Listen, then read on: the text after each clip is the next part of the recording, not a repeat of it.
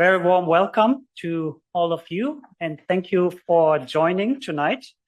I'm Volker Menzer. I'm the chair of the Department of Historical Studies.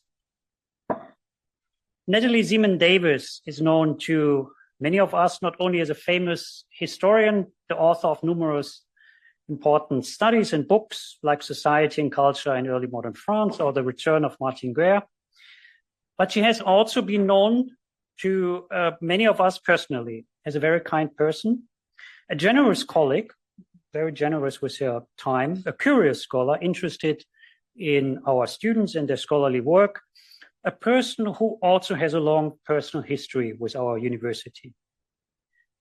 Natalie has been invited already in 1998 by CEU for a panel discussion about the historian almost at the very end of the 20th century, which is now more than a quarter of a century ago. 2 years later, the then rector president of CEU, Yehuda El-Kana, asked her to become a member of CEU's board of trustees, on which she served for 5 years from 2001 to 2006. Towards the end of her tenure, CEU decided that the named lecture series should be instituted in her name, the Natalie Zemon Davis Annual Lectures, delivered by a prominent historian practicing her kind of history. And the series of 3 lectures would then also lead to the publication of a book in our Natalie Zemon Davis lecture series. And we found actually a copy to show everybody how this looks like, which is published by Central European University Press. The editor is with us tonight. Where? Linda is with us tonight with Central European University Press, which is now an imprint of Amsterdam University Press. This lecture series that started in 2006 brings us together tonight. Unfortunately, Natalie is no longer with us. Otherwise, until a few years ago, we also had her, of course, as discussant at her lecture series that was instituted in her name. This series is now in its 19th year, I believe, after COVID, and the Natalie Zemon Davis lectures have become an important yearly event, not only for our Department of Historical Studies, but also for the university as a whole and the wider academic public, previously in Budapest and now in Vienna.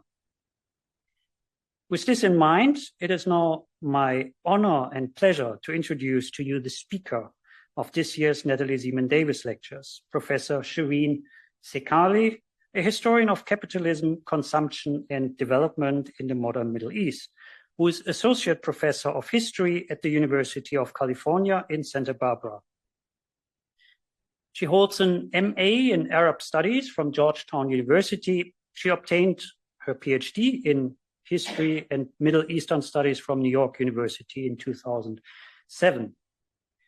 A year later, she has been a postdoctoral fellow at the Center for Contemporary Arab Studies at Georgetown University. 2008-09, she spent in Berlin at the Forum Transregional Studies before she moved to Cairo in 2009, where she taught at the American University and where she could witness the Arab Spring in 2011 firsthand. In 2014, she returned to the US, where she became assistant professor at the University of California and soon after associate professor. At Santa Barbara, she is also the director of the Center for Middle Eastern Studies since 2021. Since 2024, Professor Sekali is the editor of the Journal of Palestinian Studies, a referred multidisciplinary journal published on behalf of the Institute for Palestinian Studies since 1971. She is also an editorial board member of the American Historical Review, co-editor of the Stanford Studies Middle Eastern and Islamic Societies and Culture series, the co-founder and co-editor of the online journal Jadaliyya, and the co-editor of the Arab Studies Journal. She has received a number of awards, among them also several teaching awards, as well as prestigious fellowships. Most recently, she has been a fellow at the Wissenschaftskolleg in Berlin in Germany in 2024-25, working on her forthcoming book on From Baltimore to Beirut on the question of Palestine. It would not be possible for me to introduce you to all of Professor Sekali's publications, nor can I do justice here in a few sentences about her role as public intellectual. She is a member of Al-Shabaka, a Palestinian think tank, and there are many interviews, lectures, political interventions on YouTube and on the internet. You can find this for yourself.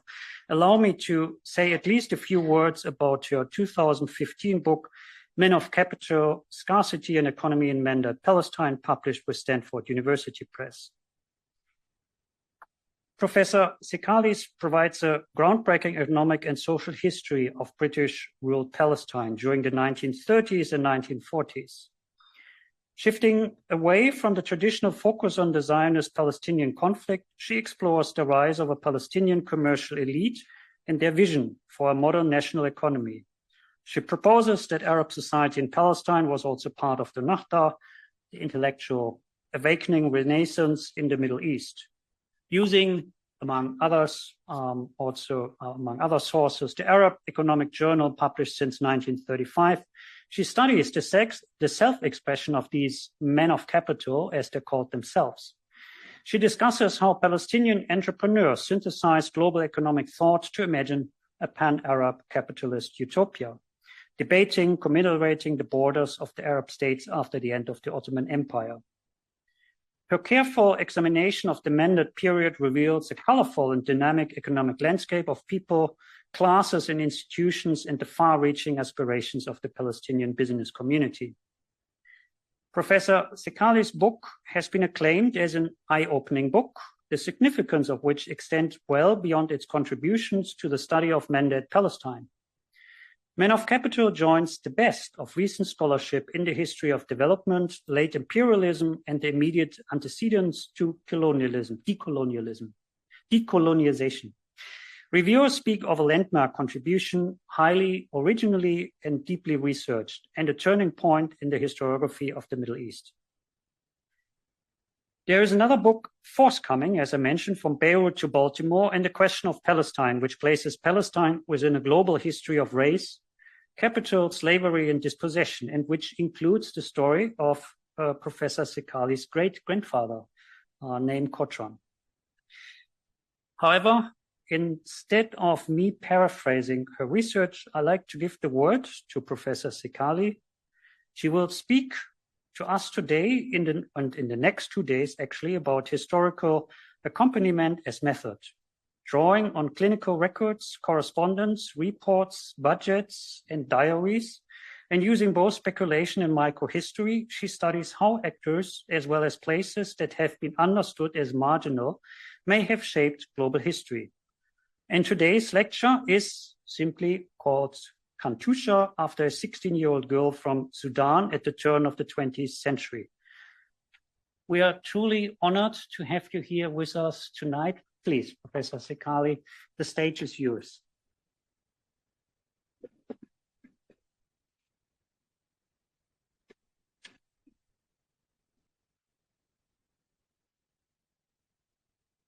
Thank you so much for that warm and generous introduction.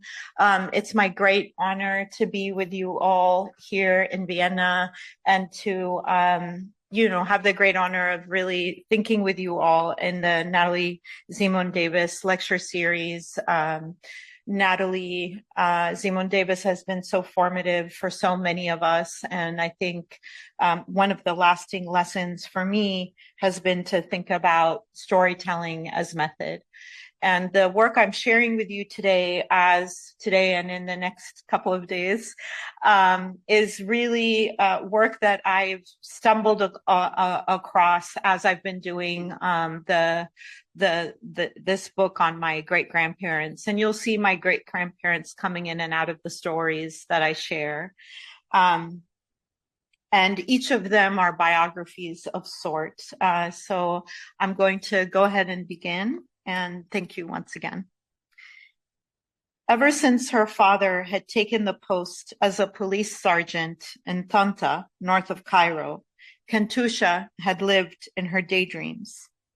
Then, in the summer of 1903, her mother agreed to make the long journey from their new house on Kafr al-Quais Street just behind the police station, to their home in Omdurman's fourth quarter. There was word of a wedding at Muhammad Abdullah's on July 15. Kantousha spent her time conjuring the bright colors she would wear, the kuhul she would sneak from her mother's things, her favorite bracelet on her wrist. In each reverie, she was holding Bakhita's hand, laughing. It was Omdurman's regular sights and sounds that she longed for the most. Kantousha would take Bakhita's hand, and they would stroll through the third quarter, the most crowded part of town. At Abdullah Saleh's shop, they would hear the workshop master, Ali Morghani, and his apprentices swapping jokes. They would make their way to the lemonade factory. If they passed at the right time and the workers were feeling risky, they might share a bottle of the fizzy drink. They would watch the fresh vegetables come in and on the ferry from Tuti Island to the southern market. They would make their way to their favorite haunt, the well at Hassan Khatir's. The Khatirs lived on the left bank of the creek, right at its mouth. The well was below the ground, and it had the sweetest water in Omdurman. Everyone came to draw from it. Kantousha and Bakhita had whispered many secrets over that well. On their way out, they would peep into Yusuf Kurti's courtyard. A wealthy merchant who spent his time in Cairo, Kurti had several wives and many children. Bayoumi Effendi was Kurti's closest neighbor. Bayoumi worked at the treasury. His wife was related to one of Kurti's wives. There was an opening in the walls of the neighboring courtyards through which the two families mingled freely. It inspired Kantousha's plans. They would purchase Bakhita's freedom. They would have their own families. The two friends would be neighbors. They would enjoy overlapping lives. Mother disapproved of her friendship. Bakhita was the bint of the Abdullah household. This word, daughter, and the connection it expressed masked its opposite, kinlessness. Words like daughter or son were ways to pretend that the enslaved person's story began in the household that was the site of captivity.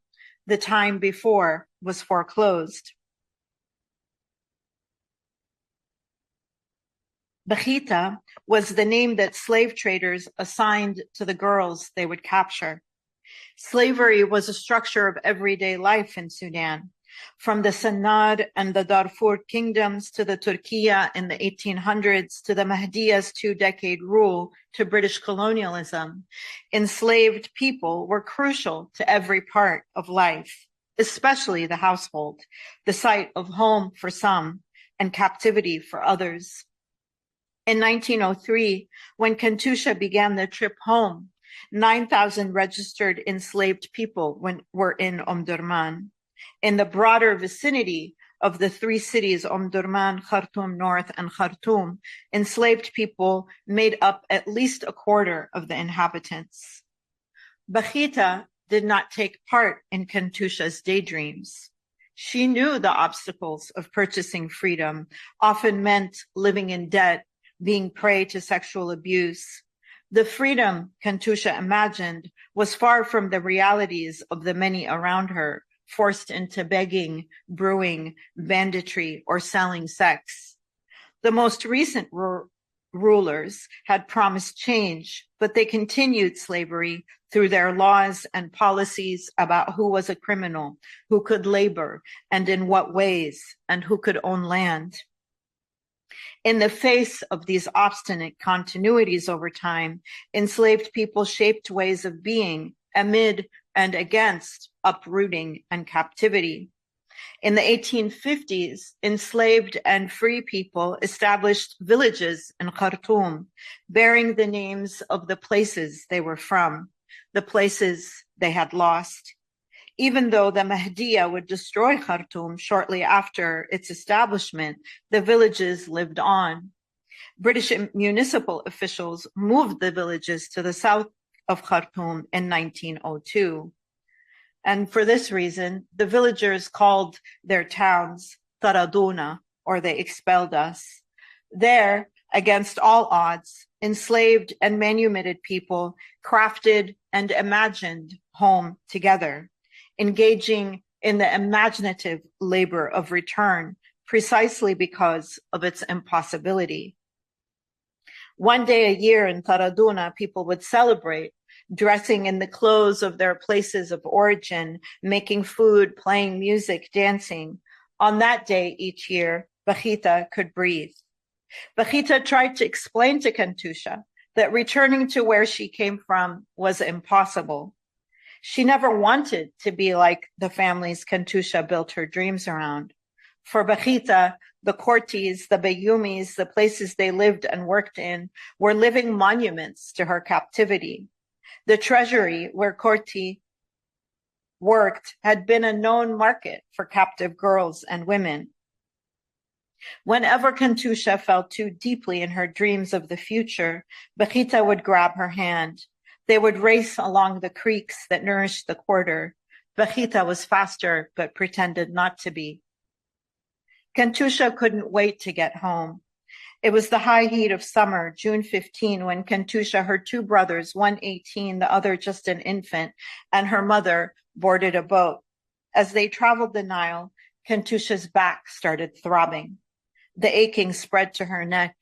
In Upper Egypt, they stopped at Shallal, and Kantousha tried to distract herself with daydreams, dancing with Bajita in the Abdullah's courtyard. A sharp pain in her side interrupted her. Her stomach joined forces with a galloping fever. The vomiting started and wouldn't stop. The small red spots on her tongue grew into sores. Kantousha feared the worst. Like most people from Omdurman, she dreaded smallpox more than the famine and the cholera that besieged them at different intervals. People told stories of epidemics as far back as anyone could remember. Some said the disease's longevity spanned a millennium and a half. The last catastrophic epidemic was in 1885 under the Mahdiya. Then barbers, hakimas, or women healers, and doctors struggled to save people from its ravaging force. One doctor, Hassan Zeki, spent much of his career in prolonged battle with the disease.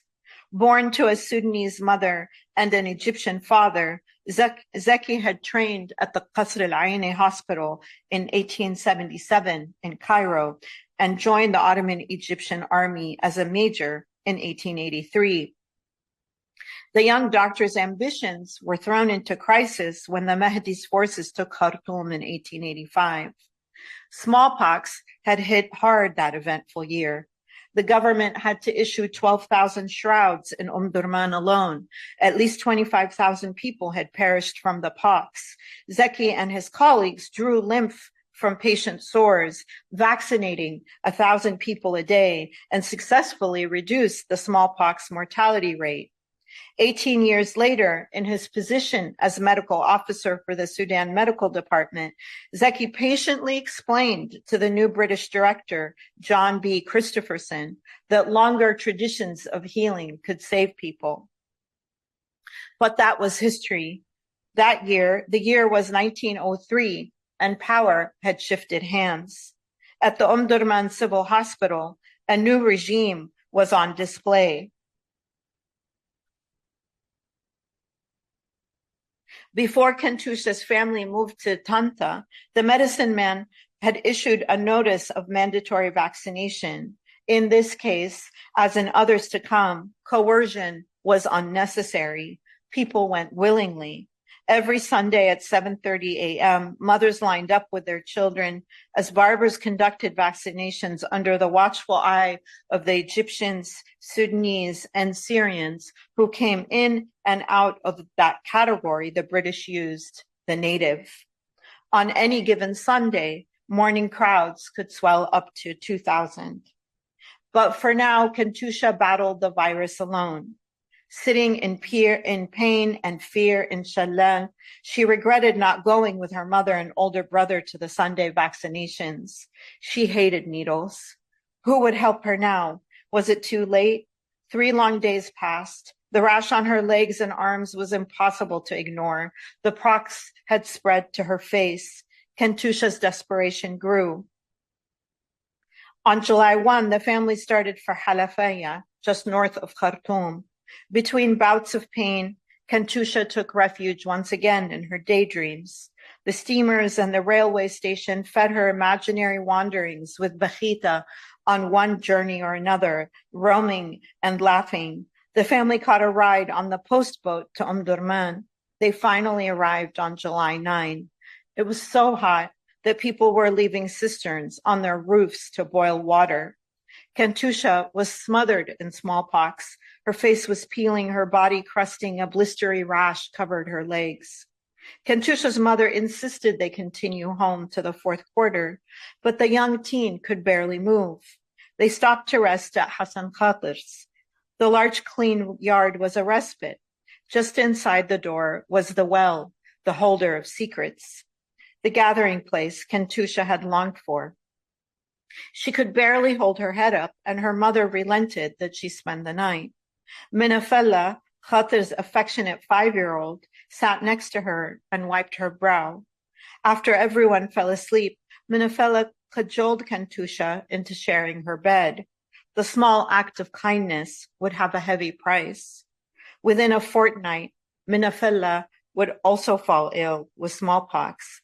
The 5-year-old had a broad circle of friends, and her illness, the sweet water well at her home, and the wedding at Muhammad Abdullah's planted the seeds of a debilitating epidemic. In the early hours of the next day, Kantousha mustered as much strength as she could to walk home. Darkness was giving way to dawn. Finally arriving at her uncle's rambling and bare home, Kantousha collapsed. Usually, she hated the desolation of the fourth quarter, but now it was a refuge. This is a map from the records, the clinical records that the story is drawn from, and I'll tell you a little bit more about that in just a minute. For a little over 2 weeks, Kantousha was suspended in a maze of fear, shame, and pain. The wedding came and went. Kantousha could not take part. She suffered. In slivers of consciousness, she overheard her mother say to her uncle, "Kantousha isn't the only one in town with the pox." Suddenly, Sheikh Isa and 4 officers stood over Kantousha's bed, looking at her hideous rash. Shame, fear, relief. The men emptied the room and burned her belongings. She looked on, listless. An officer started scraping the ceiling and the walls of her room. Another 2 officers picked up her bed. They carried her out of the room into the courtyard. Her mother rushed to embrace her. Why was she crying? Where were they taking her? Soaked in sweat, Kantousha recognized the back path to the hospital. Now she understood her mother's tears. The hospital was a death sentence for the older generation, and the wailing would begin as people were being taken in. Kantousha knew better. Death was not going to get her, not just yet. Darkness was again giving way to dawn as they made their painful way. Kantousha closed her eyes to stave off the dizziness. When she opened them, she spotted the hospital and next to it the Great Wall. The sun was rising, the wind was high. 7 yellow flags waved around a clearing. A sheikh and 6 policemen surrounded the area. Behind them were several large tents lined with red and white linen tape. A policeman was pitching the last one just as they arrived. There was a well in the middle of the large clearing, and off to the side there was another tent, sturdier than the others. It looked unused. The guards carrying her said it was for better class patients. They took Kantousha to the tent where the 2 nurses, or tamargis, were serving the camp, stood. She waited. Don't cry, not in front of all these men. An Egyptian doctor named Labib arrived. He wore a tarbush. He was tall and large. He reminded Kantousha of her father. There was another man with him, a white man. They called him Christopherson. He was the boss. He started firing one question after another at her. Labib translated. Were these men supposed to heal or punish her? Kantousha overheard the officers say to Labib, Sheikh Isa says this girl is an important capture. She is the source of the pox ravaging the town. It was her fault. I found Kantousha in the records of the Sudan Medical Department in Durham, England, at the largest archive of Anglo-Egyptian Sudan outside of Khartoum. Multiple layers of salvation, science, and colonization unfolded. Disease came into view as a site of experience, knowledge, and history. Omdurman seemed to magically come to life, the rich social lives of children and young people that might otherwise remain buried under layers of time and memory, crystallized against all odds. These smallpox files seemed to memorialize this rich world. I would come to learn they also obfuscated it. Colonial medical officials used disease to determine Sudan's borders, but perhaps disease's maps were not confined only to those who held power. As I sought to understand the reiterative and repetitive process, I drew my own maps. My hope was to, and this is big A3 paper, my hope was to see everything on one page, or in this case, on 3 pages. I could read in multiple directions across the pages, vertically, horizontally, and diagonally. The conviction that inspired the lettering was that there must be another way to access the details of social life that Christopherson had left behind, while somehow resigning him to silence. As I worked through the records, I became further complicit in power, hiding along with Christopherson what was in plain sight. To challenge my complicity, I had to learn what the records hid, the social histories of slavery and containment, family and coercion, health and domination. Slavery in Sudan had a long history dating back to antiquity. The country had been one of the most active slave raiding zones in the continent and one of the most active in the 19th century. In the pre-colonial era, both Sudanese kingdoms, the Sennar and the Darfur, as well as regional kingdoms such as the Tegali, were active in slave trading. During this period, however, slavery was primarily an elite affair and did not drive economy. And yet slave traders were already in this period defining frontiers in ideological, ethnic, and geographic terms. So Northern Sudanese people shaped genealogies to claim Arab descent and create ideologies for who was free and who was enslavable. Arab ancestry, or the claim to it, was a criteria of freedom. Quote unquote animism and darker skin became markers of servility and hard menial labor. Historically, it was peoples from Darfur, as well as the Dinka, the Azande, and the Shilluk of the Nuba Mountains that traders targeted as enslavable. After the 1780s, the shifts in global economy, monetization, and the formation of a merchant class began to reshape the scene. In the early 1880s, Muhammad Ali, an Albanian Ottoman, established an ephemeral, if formidable, empire as the leader of Egypt.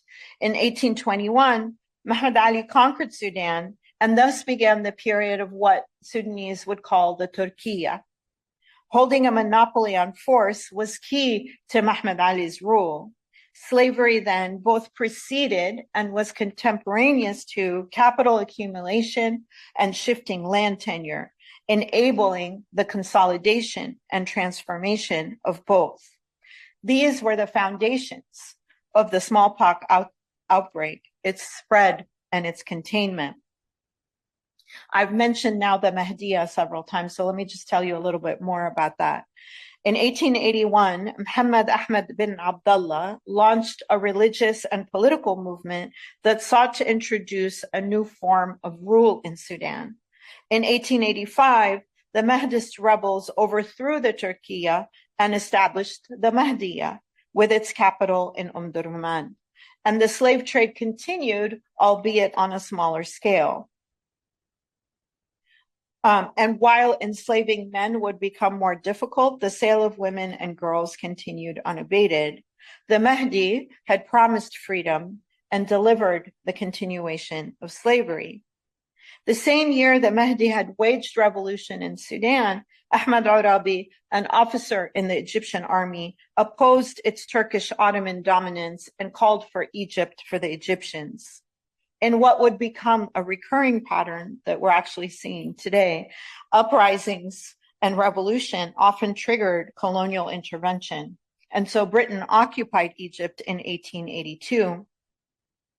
16 years later, in 1898, Anglo-Egyptian forces invaded and colonized Sudan.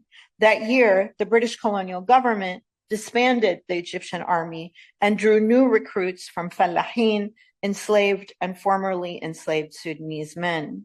British colonial conquest also promised abolition, quote unquote, and it too delivered the continuation of slavery. In fact, British officials often understood slavery as a way to continue, quote unquote, civilizing people in Sudan. They talked about the enslaved as inevitably criminal, immoral, and dangerous. And they had, because they had lost to the Mahdi, they rendered their fears in these kinds of terms of idleness and disorder, terms that really hid and masked their own fear of dissent and upheaval.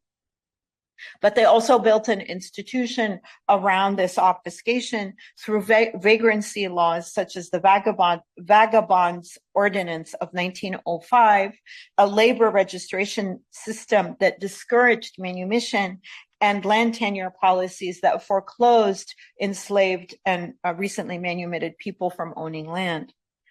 So British colonialism guaranteed the continuation of slavery for the first 3 decades of colonial rule.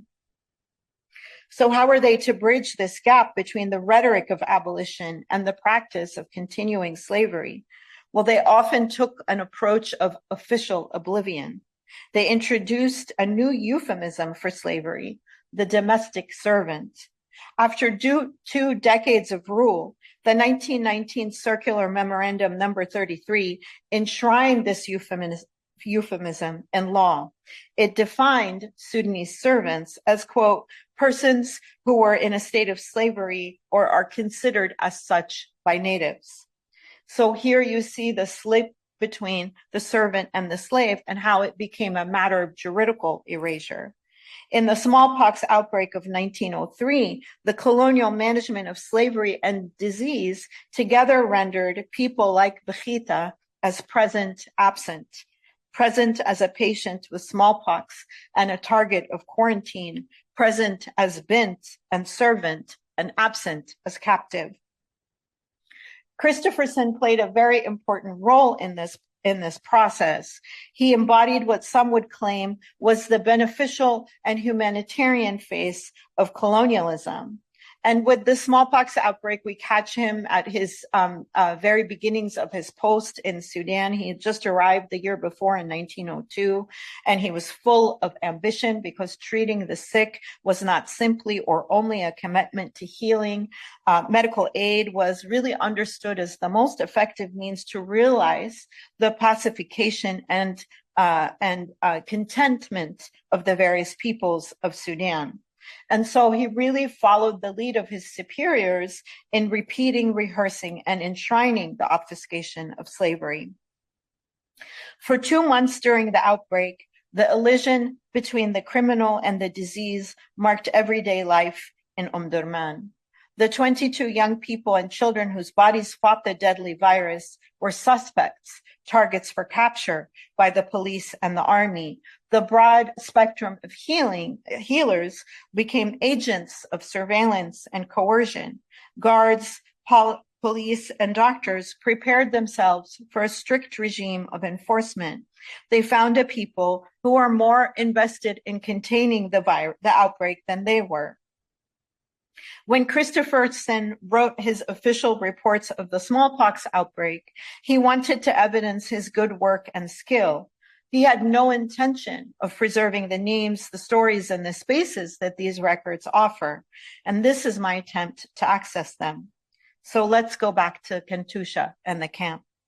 Would the interrogation never end? The white man kept asking Kantousha the same questions over and over. Was he trying to catch her in a lie? She had nothing to hide. Did she? She felt a rumbling in her throat. Was there any escape? With every passing minute, the white man looked more like a hunter than a healer. Finally, he stopped. Labib smiled at her. You will rest now. The nurses took her to the Hakima. Formidable, she held her own in this world of men. Typically, Kantousha would have been too intimidated to speak, but she was so sick, tired, and afraid that she collapsed. Her tears flowed.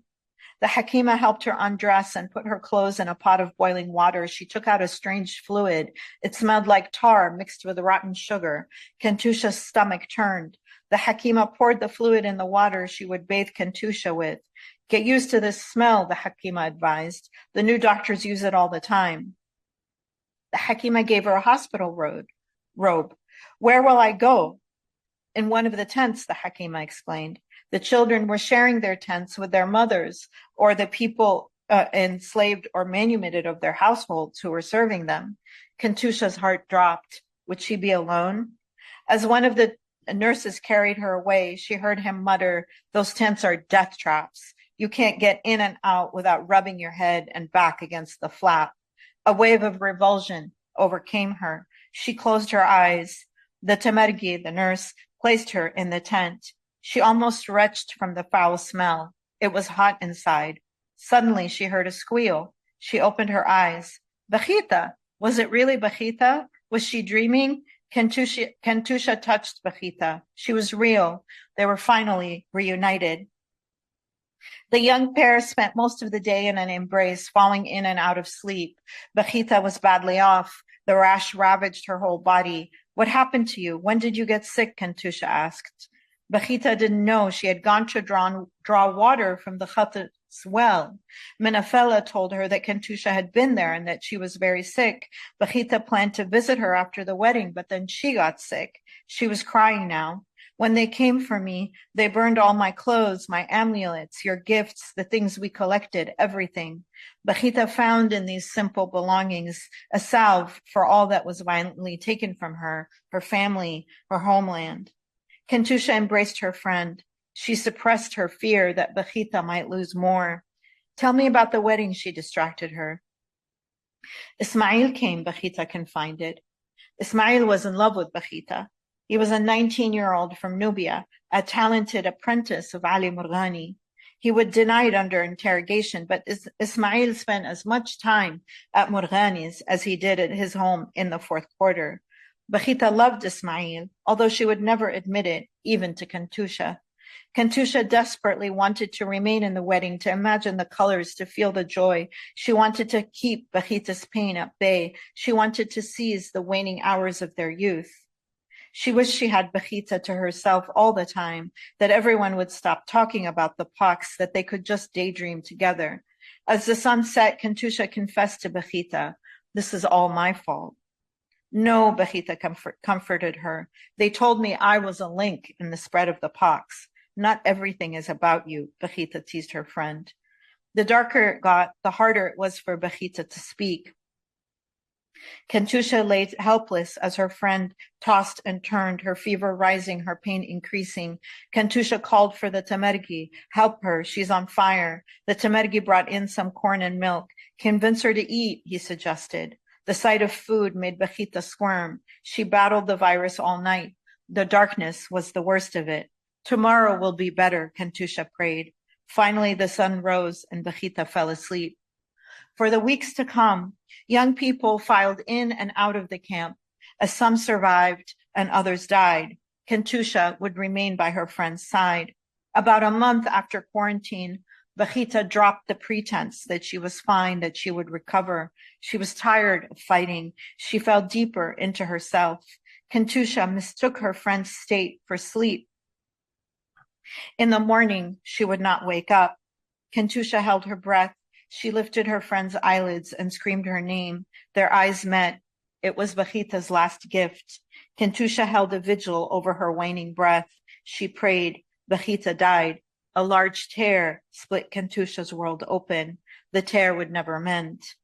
Kantousha was patient 0, but she was not the person who spread the disease. That responsibility fell on Minafela and the well. At least 7 families had contracted the disease from the Khartoum's sweet water well. A third link was Bakhita. She caught the pox at the water well. At the wedding at the Abdullahs, the pox had spread from Bakhita to 4 other people. 9 years after Kantousha survived the smallpox outbreak, a Palestinian named Anissa Contran, who's actually not in this picture, delivered her eldest child and only daughter, Evelyn, who's the young girl here, on the west bank of the Blue Nile in Wad Medani. Soon after his daughter came into the world, Naim, who's the man with the fancy mustache, a medical doctor, moved the family to his new post in Omdurman. And behind him, you see the enslaved, quote unquote, domestic servant that worked for Naim, whose name was Sada. Naim was one of many Syrian Christians the British had recruited as junior partners in the medicalization and colonization of Sudan. Naim would work under the by then embittered Christopherson. Evelyn was my grandmother. In one of the only remaining photographs of the Contran family's Sudan years, she looks attentively over to her father's direction. Naim, a long head of hair frames her large eyes.